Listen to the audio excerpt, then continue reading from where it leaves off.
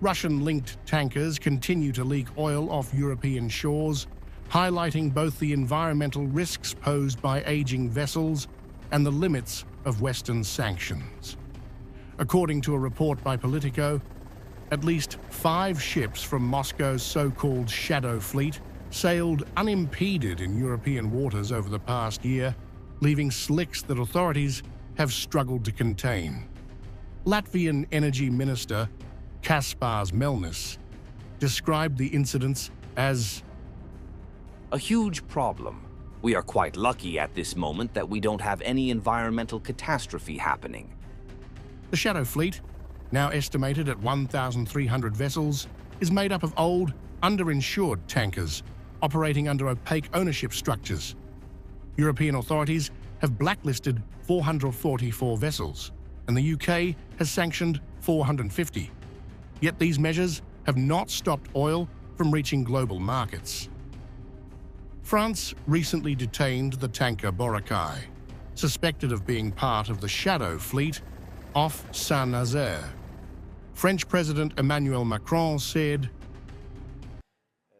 "We are in a moment of permanent confrontation with Russia, which is using the full spectrum of hybrid tactics to destabilize us.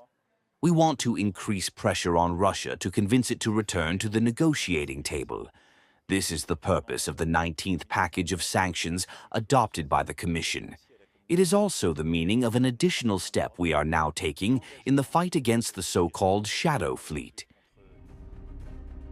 The Boracay later set sail, heading southwest down the Bay of Biscay, leaving questions about enforcement unanswered. Russia condemned the detentions. President Vladimir Putin called the seizure piracy and insisted it was unjustified. The tanker was seized in international waters without any justification. Apparently, they were looking for some kind of cargo, maybe military equipment, drones, or something similar. None of that was there, nor could it be. The tanker is indeed flying the flag of a third country, and the crew is international.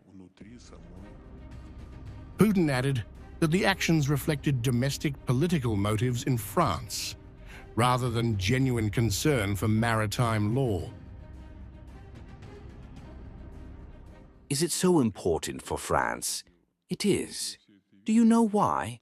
Because of the difficult domestic political situation facing the ruling elite in France.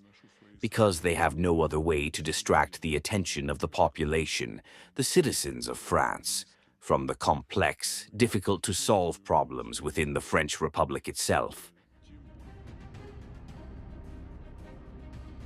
The oil spills have raised alarm among European environmental authorities. A single large spill could cost up to $1.4 billion to clean up. As the standoff continues, the oil spills and geopolitical rhetoric underscore the ongoing tension between Europe's attempts to curb Moscow's revenue streams and Russia's insistence on its right to operate its fleet under international law.